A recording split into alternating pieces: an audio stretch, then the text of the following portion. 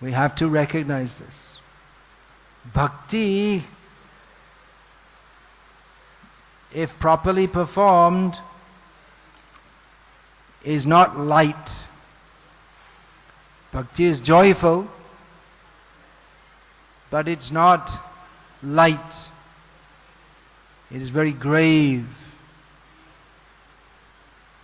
We have to approach Guru. Guru means heavy, not light. We see many gurus who, they seem to think that the main thing about a guru is that he smiles and laughs. Ha! So Guru may smile and laugh, but he's not laghu, he's not light. It's very serious business.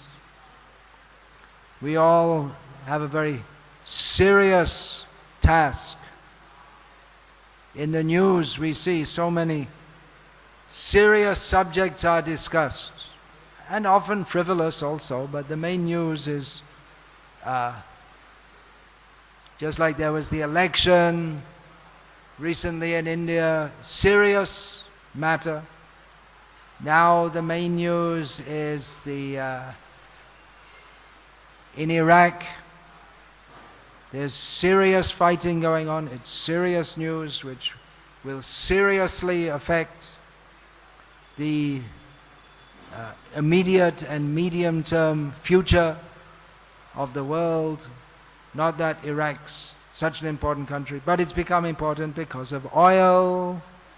So these are serious subjects, but we all have much more serious things to consider.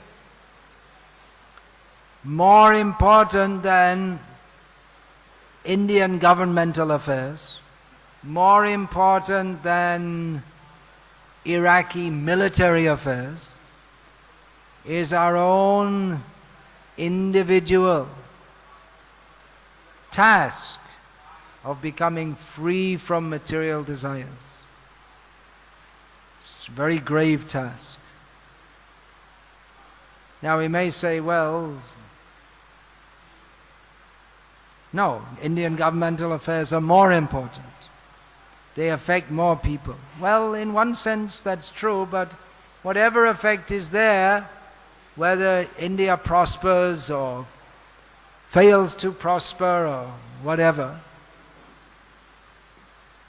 whether the government operates effectively or not, still, janma mrityu jara vyadhi, birth, death, old age and disease will go on. So the most important business is to get free from birth, death, old age and disease and go to Krishna. That's why sadhus traditionally, they cut themselves off from the world. Nowadays, if we go, we'll find in many ashrams, the first thing, sadhus, they get up, in the winter, they'll sit in the sun with tea, or if they're in South India, with coffee and read the newspaper. That's their morning sadhana. But real sadhus, they'll cut themselves off from the world. No, they don't discuss who's prime minister, any such thing. Cut themselves out, because they have serious business to do. So our position as followers of Srila Prabhupada is somewhat in between. Our real business is to cultivate Krishna consciousness. But as we are to preach Krishna consciousness also, we also have some connection with this world.